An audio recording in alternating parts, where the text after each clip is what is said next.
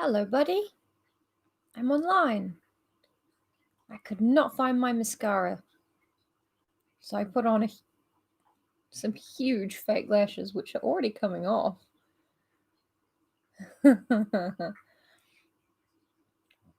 Pro makeup artist reacts to live read of Frankenstein. Well, live read of Frankenstein is going to react to pro makeup artist. How about that? Well, it's been another interesting day on the internet. But I think I figured it out. J.K. Rowling famously defining women as people who menstruate, so I'm pretty sure that women have done like menopause when you're not actually actively having a period and while you're pregnant. All of them are dudes. We're all men. Pretty exciting news. I'm excited to be a gay dude. I feel like it's going to be really interesting for me to become a gay dude. I don't really know why. The logic behind it is not really very good, but you know, a change is as good as a holiday. That's what they say.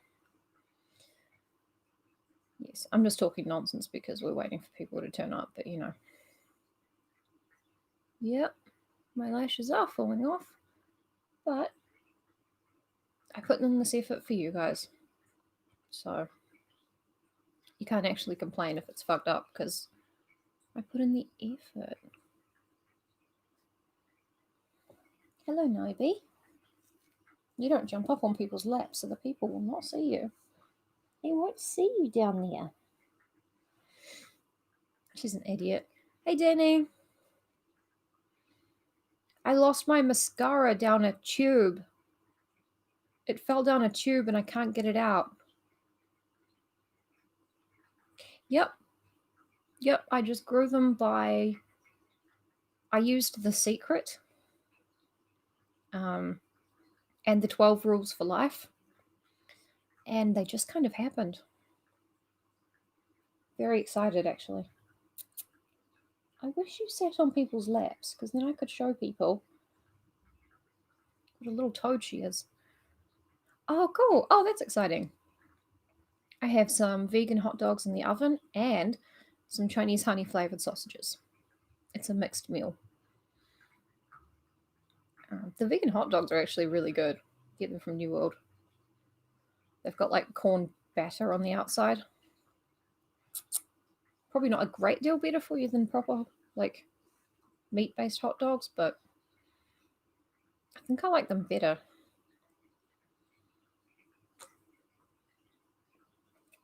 Skull. Yes, so I'm very excited today to be wearing a matching dress and cardigan twin set 60 style outfit, which you can't even see, but I did my hair and makeup to match. I guess I just put in the extra effort where it doesn't count, unlike getting, a background or setting up my lights properly, or I've got a light pointing at a diffuser, but the cat is sitting on the chair that has the diffuser on it, so thank you, Danny. But I did put the effort in. Sort of. But yeah, anyway, Frankenstein. A lot of you, I think... I wasn't fishing for that, by the way. Or was I? A lot of people have missed a lot of chapters through no fault of their own. So we're going to do a quick recap. Previously on Frankenstein, the creature visited Frankenstein. Victor, we'll call him Victor to keep them separate, and said, make me a lady creature because I'm so ugly, no woman wants me. which is a level of self-awareness that incels have not gotten to yet. And, he said, otherwise I'll kill more people. Oh, well, in that case, write down every compliment you can think about me and my appearance, particularly my physical appearance. And that would be a great birthday present, actually. That would be really fun. Right, the ugly woman. He wants him to make an ugly undead woman. And Victor goes, yeah, I will, because otherwise, because you've had a sad life, and also I don't want you to kill any more of my brothers. And the creature was like, that's awesome. All right, let's figure that out. So Victor goes to the Orkney Islands, up north of Scotland, north and west, I think. Have you, a birthday gift for me? Where are you going, madam? Nope, she's all right. So he goes up there, and then, he's not really excited about playing God anymore, or wondering if he can do it. He knows he can do it, and he knows what the consequences have been. So instead of thinking, hey, maybe I'll show this one basic human decency and it will turn out nice, he's just like, no, fuck it. Rips the creation to pieces before it comes to life. And the creature is looking in through his window. So they get into a very dramatic argument. I never asked to be born. I am the saddest man that ever lived. Milton's Satan has nothing on me and my pain. It's all right, girls. There's no one out there, I hope. Yeah, and then Victor's like, no, fuck you. I'm not going to make an undead woman ever again. I'm not going back on this one. And the creature's like, fine, I'll be with you on your wedding night. And just leaves. Hey, Pan and Scan, I'm glad you made it. I'm just doing the recap, and I think you were here for those ones, so it's fine. So, yeah, the creature leaves. Victor goes, oh my god, he's going to kill me on my wedding night. Fuck. So he goes out, rows a little boat out into the beautiful lapping waters, falls asleep, gets washed out to sea. It's very traumatic. I just realized I should not have read that section to a friend of mine who was watching this at this moment and was in a similar situation at sea, because it may have been triggering. Soz.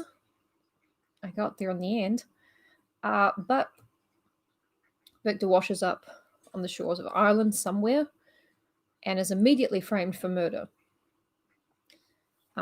He's like, oh no, that's fine, because, oh cool, I'm glad. He's like, no, that's fine. You can ask my neighbors. I was in the fucking Orkney Islands the other day when this guy was killed. It's not me, it's fine. And they're like, well, why don't you come and look at the dead body of the guy who died? And he looks, and it is Henry Clerval. That's right. His true love is dead, and he no longer has any reason to postpone the wedding to his fiancée/adopted sister, Elizabeth. So he gets a brain fever from this and becomes very ill for months, and his dad comes to pick him up, and so on and so forth. And then Victor goes home. He reconnects with. Well, firstly, he gets a letter from Elizabeth Lavenza, and saying, oh yeah, the creature murdered Henry. Duh. Stop it! I can't find your scratching thing. Okay, I looked for it, and I'll look for it again. I know. He keeps reminding them that she's his sister. He keeps, I had a cousin who used to flirt with me at family gatherings by saying, hello, cousin. And I was like, we are not really close cousins. So why are you making it sound closer than it is?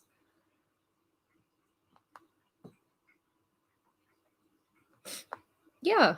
I'll see you on your wedding night. Look, you owe me a woman. You're about to marry one. It's the olden days. We'll share yours. But yeah, Victor's like, oh, I shall die. I shall die. So he's been away for ages making this ugly female monster. Not this one, because this one's not ugly. Do you want to look at the people, Niobe? Oh, sorry. I went under your chin there. Yeah, we have to go slow and gentle under your chin, and there are only a few areas that don't hurt. But those areas feel really nice. Oh, yeah, I'm not really sure what the goal was with that, but I can assure you it was never met. I think she jumped up to tell me she needs to go outside. There you go, darling. There you go. Anyway, everyone does weird things when they're teens and early 20s.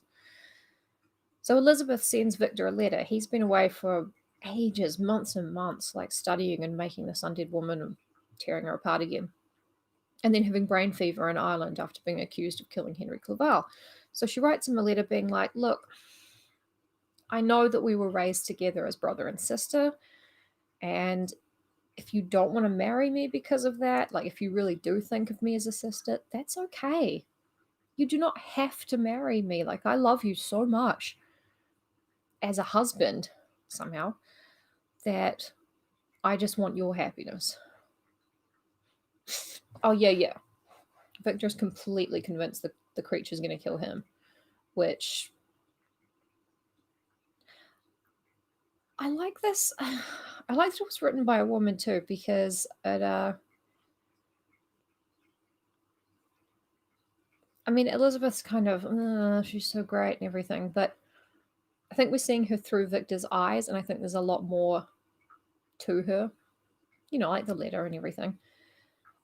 And I think it's a commentary on how women are overlooked, that really can't conceive of the target being someone other than him. Yeah, I think it's intentional. He would, yeah.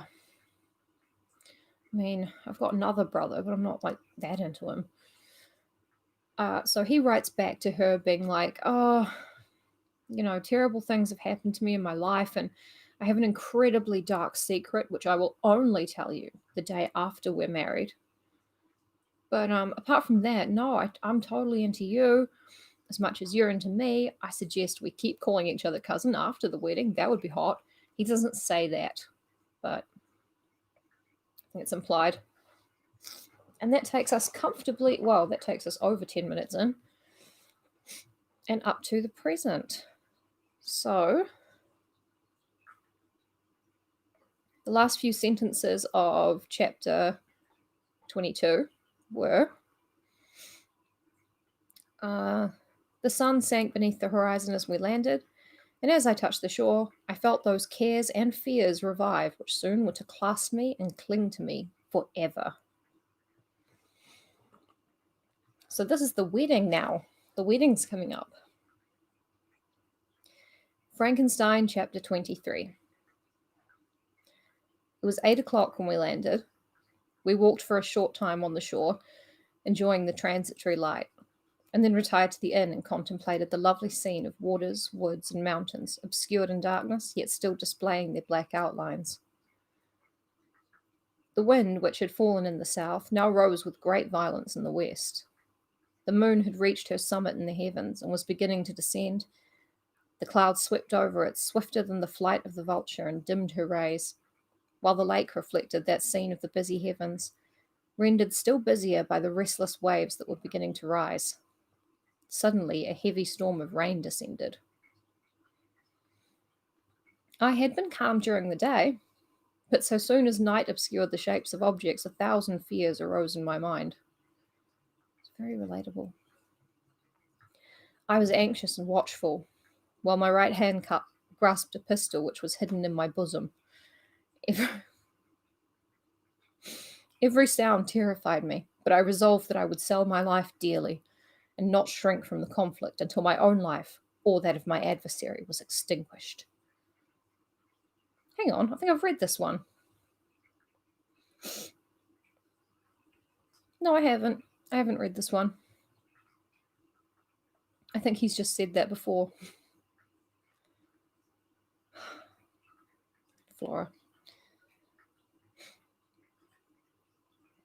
Elizabeth observed my agitation for some time in timid and fearful silence, but there was something in my glance which communicated terror to her, and trembling she asked, "What is it that agitates you, my dear Victor? What is it you fear?" "The wedding night." "Oh, peace, peace, my love," replied I. "This night and all will be safe. But this night is dreadful, very dreadful." Yeah, yeah, he's a... Oh, Elizabeth, at least she knows what she's getting into, you know? Bringing them up together is gross, but she knows what she's signing up for. Really boring conversations. I passed an hour in this state of mind, when suddenly I reflected how fearful the combat which I momentarily expected would be to my wife, and I earnestly entreated her to retire, resolving not to join her until I had obtained some knowledge as to the situation of my enemy. All right, so they've just been married. I remember. Wow, for an hour he's standing there going, all right, when the creature comes in, I got to go hard and fast, kill him before he kills me. And it takes him over an hour to realize, I guess Elizabeth probably shouldn't witness that, given that I have not prepared her at all for the fact that I have an 8-foot tall undead enemy.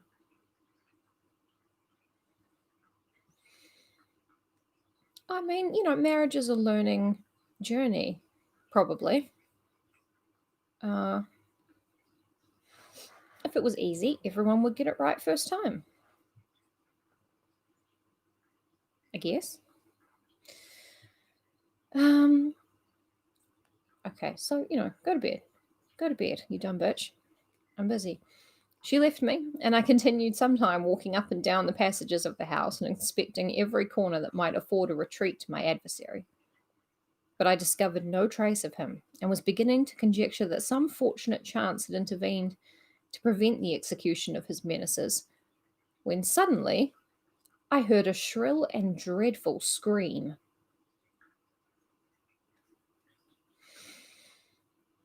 It came from the room into which Elizabeth had retired. I'm sorry, I really want to read this like with the horror of Victor finding out, but I just can't. As I heard it, the whole truth rushed into my mind. My arms dropped, the motion of every muscle and fibre was suspended. I could feel the blood trickling in my veins and tingling in the extremities of my limbs. This state lasted but for an instant. The scream was repeated, and I rushed into the room. Great God, why did I not then expire? Why am I here to relate the destruction of the best hope and the purest creature on earth? This is actually really sad, Elizabeth's death, but he's being so dramatic. She was there, lifeless and inanimate, thrown across the bed, her head hanging down and her pale and distorted features half covered by her hair. Everywhere I turn, I see the same figure, her bloodless arms and relaxed form flung by the murderer on its bridal bier. Could I behold this and live? Alas, life is obstinate and clings closest where it is most hated. For a moment only did I lose recollection. I fell senseless on the ground. Like I said, I really wanted to read it the way it should be read, but I feel like this is the way it should be read now. Oh, you want to go out too, do you, madam? Oh, out you go, my disgusting creature. I wreak havoc in the world. Yes, Danny, I am also shocked. I can't... Who would... Oh. When I recovered, I found myself surrounded by the people of the inn. Their countenances expressed a breathless terror, but the horror of others appeared only as a mockery, a shadow of the feelings that oppressed me. I escaped from them to the room where lay the body of Elizabeth, my love, my wife, so lately living, so dear, so worthy.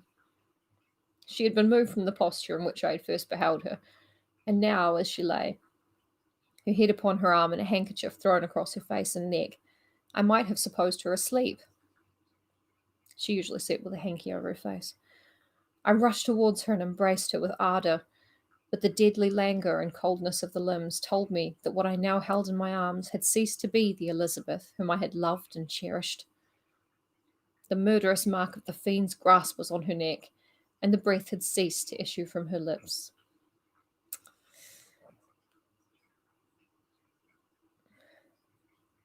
Yeah, if the creature had broken a window coming in, he would have been like, "Oh, my favourite window in this inn! Destroyed by the creature to harm me." It's, I mean, there is one really obvious solution to this, but while I still hung over her in the agony of despair, actually, hang on. A Frankenstein book written from Elizabeth's point of view would be such a horrifying journey. She doesn't know what's going on. Her new husband, who she thought she knew, has told her that, he's pacing up and down with a gun, freaked out, and he tells her to go to bed. She goes to bed, and then this 8 foot tall undead monster comes in and just strangles her to death. She never had any idea why it was happening. That's the saddest part to me. Anyway, back to Victor Frankenstein, the most important man in the world. Or woman.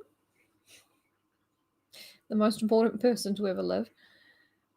While I still hung over her in the agony of despair, I happened to look up. The windows of the room had before been darkened, and I felt a kind of panic on seeing the pale yellow light of the moon illuminate the chamber. The shutters had been drawn back, and with a sensation of horror not to be described, I saw at the open window a figure the most hideous and abhorred. A grin was on the face of the monster. He seemed to jeer, as with his fiendish finger he pointed towards the corpse of my wife. I did that. Oh, creature. I rushed towards the window, and drawing a pistol from my bosom, fired, but he eluded me, leapt from his station, and running with the swiftness of lightning, plunged into the lake. That's funny. Yeah, you've killed Borat voice my wife, creature. How dare you? That was not Borat voice very nice of you. The report of the pistol brought a crowd into the room. I pointed to the spot where he had disappeared, and we followed the track with boats. Nets were cast, but in vain. After passing several hours, we returned hopeless, most of my companions believing it to have been a form conjured up by my fancy. After having landed, they proceeded to search the country, parties going in different directions among the woods and vines. Oh, he got a pistol when he found out that when the creature said, "I will be with you on your wedding night," and he decided that was a threat only to him and no one else. I can't remember in what chapter exactly. I think it was in England. See, I've been mad at Victor before this for being like, "Oh, my tale is unbelievable," but not telling people, look, there's an 8 foot tall disfigured man who thinks I'm his enemy. He's following me, making threats. Because if he had, and if he had a history of having done that with tons of people that he knows, then, maybe, he would be believed. Yeah, every time it says the pistol comes out of his bosom, I remember the bit in Who Framed Roger Rabbit when the weasels try and search Jessica and one of them puts his hand down her top and just comes out with a mousetrap on it. I loved that part. I thought it was so funny. I was just like, that's right, Weasel. You need consent. I attempted to accompany them, and proceeded a short distance from the house. But my head whirled around, my steps were like those of a drunken man. I fell at last in a state of utter exhaustion. A film covered my eyes, and my skin was parched with the heat of fever. In this state, I was carried back and placed on a bed, hardly conscious of what had happened. My eyes wandered around the room as if to seek something that I had lost. Yeah, Victor gets fevers a lot. I'm guessing, I think that what he describes as a brain fever is what we would call a panic attack, maybe? And the ones that go on for months and months are mental health crises of various kinds. I don't know. Someone will have done some research into this. After an interval, I arose, and as if by instinct, crawled into the room where the corpse of my beloved lay. There were women weeping around. I hung over it and joined my sad tears to theirs. All this time, no distinct idea presented itself to my mind, but my thoughts rambled to various subjects, reflecting confusedly on my misfortunes and their cause. I was bewildered, in a cloud of wonder and horror. The death of William, the execution of Justine, the murder of Clerval, and lastly of my wife. Even at that moment, I knew not that my only remaining friends were safe from the malignity of the fiend. My father, even now, might be writhing under his grasp, and Ernest might be dead at his feet. This idea made me shudder and recalled me to action. I started up and resolved to return to Geneva with all possible speed. Yeah, film over the eye sounds like he's dissociating, and the temperature, you feel hot. Victor has once again done a very clever thing. Nobody else saw another dude strangle Elizabeth. And now Victor is crying over her, freaking out, and then getting on a horse and riding away as fast as he can. Yeah, his beloved. Well, he doesn't really mention any other women apart from Justine, so she's probably the only one he's seen up close. Who isn't, bits of a dead lady. There were no horses to be procured, and I must return by the lake. Oh, he's going to row away. Oh, the lake the creature was in. Good choice. Good choice, Victor. But the wind was unfavourable, and the rain fell in torrents. However, it was hardly morning, and I might reasonably hope to arrive by night. I hired men to row and took an oar myself, for I had always experienced relief from mental torment and bodily exercise. But the overflowing misery I now felt, and the excess of agitation that I endured, rendered me incapable of any exertion. I threw down the oar, and leaning my head upon my hands, gave way to every gloomy idea that arose. If I looked up, I saw scenes which were familiar to me in my happier time, and which I had contemplated but the day before, in the company of her who was now but a shadow and a recollection. Him who is not yet a shadow or recollection, but is a Fitz, wants to go outside. Ready, there you go. Good boy. Out you go. Quick. Is she out there? Yes, she is out there. All right, Niobe, you come in. He goes out. Quick. Quick. Good girl. That's right. You come in the house. There we go. Fitzy, outside. Oh, fuck's sake. Look, I'm live on the internet. God, these little fuckers, honestly. He also hasn't, Victor hasn't given a thought to how frightened Elizabeth must have been. He's just like, this is so sad for me, because she was gonna be my wife, but now she's dead. They are adorable. They're awful. Tears streamed from my eyes. The rain had ceased for a moment, and I saw the fish play in the waters as they had done a few hours before. They had then been observed by Elizabeth. Nothing is so painful to the human mind as a great and sudden change. The sun might shine, or the clouds might lower, but nothing could appear to me as it had done the day before. A fiend had snatched from me every hope of future happiness. No creature had ever been so miserable as I was. So frightful an event is single in the history of man. I don't know, dude. A lot of people lost their wives. But why should I dwell upon the incidents that followed this last overwhelming event? Mine has been a tale of horrors. I have reached their acme, and what I must now relate can be but tedious to you. Know that one by one my friends were snatched away. I was left desolate. My own strength is exhausted, and I must tell, in a few words, what remains of my hideous narration. Oh, I agree, Victor. Your narration is kind of hideous. And I had also forgotten that this is the story you're telling Robert Smith, or whatever his name is, Robert someone, the boat captain. I've forgotten that bit.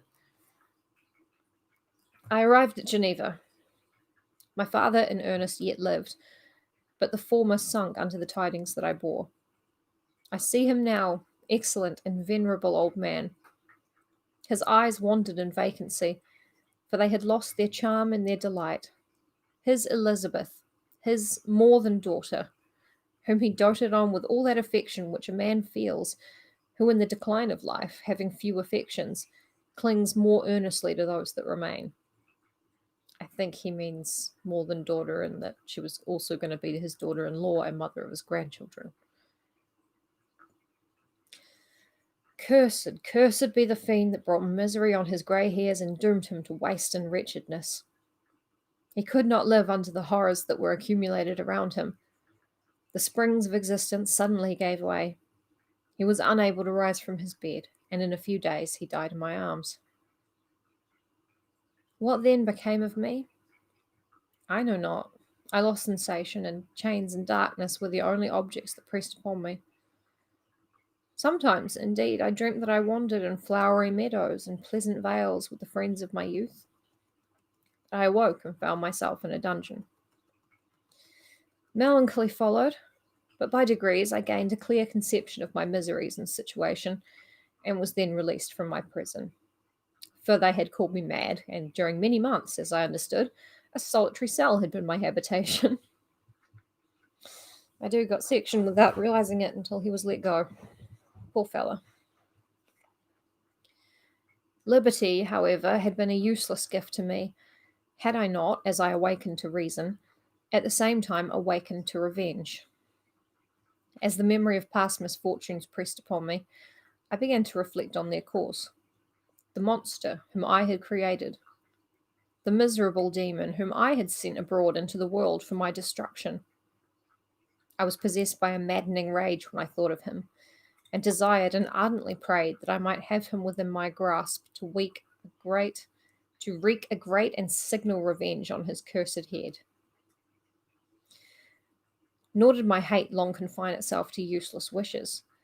I began to reflect on the best means of securing him, and for this purpose, about a month after my release, I repaired to a criminal judge in the town and told him that I had an accusation to make, that I knew the destroyer of my family, and that I required him to exert his whole authority for the apprehension of the murderer. Victor, what have I been yelling at you about? Yeah. Oh my god, yes, I know.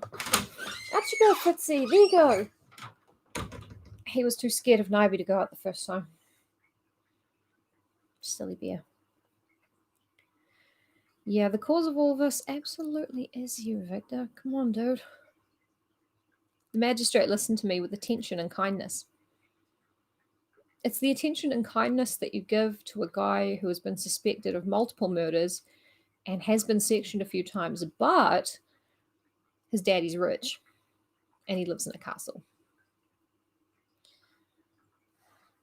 Plus ça change, huh? It's something you can say to make yourself sound clever when people are talking about politics and stuff.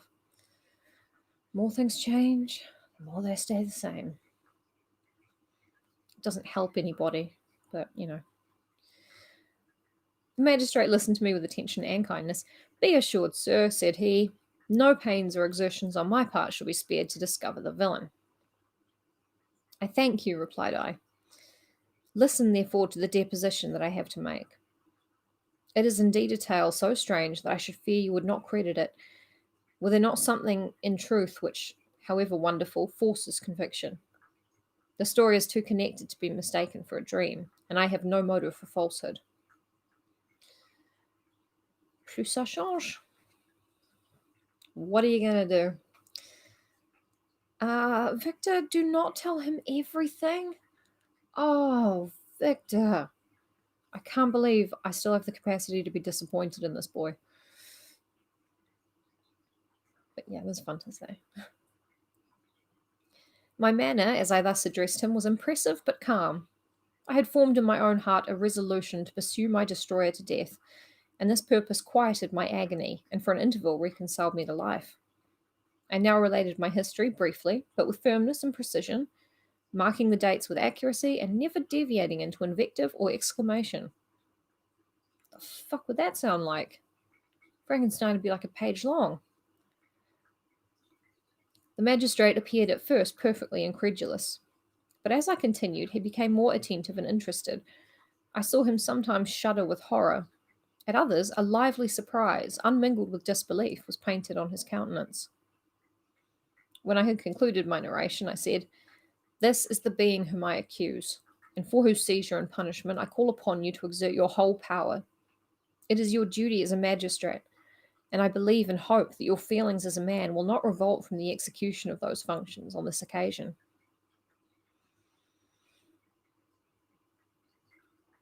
Does he really believe him? This address caused a considerable change in the physiognomy of my own auditor. He means the guy's face changed expression, but he's being a dick about it. He had heard my story with that half kind of belief that is given to a tale of spirits and supernatural events. But when he was called upon to act officially in consequence, the whole tide of his incredulity returned. He, however, answered mildly, "I would willingly afford you every aid in your pursuit, but the creature of whom you speak appears to have powers which would put all my exertions to defiance. Who can follow an animal which can traverse the sea of ice and inhabit caves and dens where no man would venture to intrude? Besides, some months have elapsed since the commission of his crimes, and no one can conjecture to what place he has wandered, or what region he may now inhabit. I do not doubt that he hovers near the spot which I inhabit, and if he has indeed taken refuge in the Alps, he may be hunted like the chamois, and destroyed as a beast of prey. But I perceive your thoughts. You do not credit my narrative, and do not intend to pursue my enemy with the punishment which is his desert." As I spoke, rage sparkled in my eyes. The magistrate was intimidated, and a single anime rage teardrop fell from my eye and splashed on the ground. I actually don't know. Does that happen? I don't know. I'm thinking about anime and I just don't know enough about it. I have seen tons of it. Do not make me watch anime. The magistrate was intimidated. "You are mistaken," said he. "Yeah. I think I only know the name for like the cloth, and I only know chamois." "Hey, Nash, what's up?" "Yes. I don't know much about anime, but I know that Goku will win against the creature." "Yep." "Oh my gosh. Can you see? Keep your eyes on that little square of glass behind me." "Who dat?" "Look at the little square of glass behind me."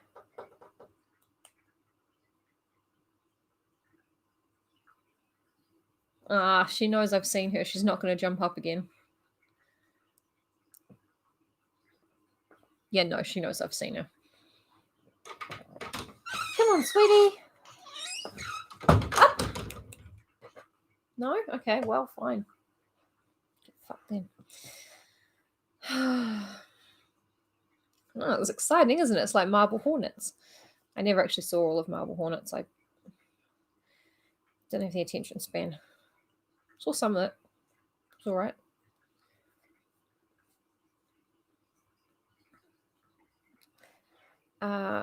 As I spoke, rage sparkled in my eyes in an anime-like fashion. The magistrate was intimidated. "You are mistaken," said he. "I will exert myself, and if it is in my power to seize the monster, Be assured that he shall suffer punishment proportionate to his crimes. But I fear from what you have yourself described to be his properties, that this will prove impracticable, and thus, while every proper measure is pursued, you should make up your mind to disappointment. That cannot be. But all that I can say will be of little avail. My revenge is of no moment to you. Yet, while I allow it to be a vice, I confess that it is the devouring and only passion of my soul. My rage is unspeakable when I reflect that the murderer, whom I have turned loose upon society, still exists. You refuse my just demand. I have but one resource, and I devote myself, either in my life or death, to his destruction. I trembled with excess of agitation as I said this. There was a frenzy in my manner, and something, I doubt not, of that haughty fierceness which the martyrs of old are said to have possessed. I'm sure you didn't look like a 14-year-old kid screaming how it's your turn on the Xbox. But to a Genevan magistrate whose mind was occupied by far other ideas than those of devotion and heroism, this elevation of mind had much the appearance of madness. I was right. He endeavoured to soothe me as a nurse does a child, and reverted to my tale as the effects of delirium. Man, I cried, how ignorant art thou in thy pride of wisdom! Cease! You know not what it is you say. I broke from the house, angry and disturbed, and retired to meditate on some other mode of action. Why did I give him strangling hands? Oh, the hands of a big strangler, 8 foot tall. And I also gave him a terrible hatred of me personally, but that was my behavior. I'm going to check the length of the next chapter.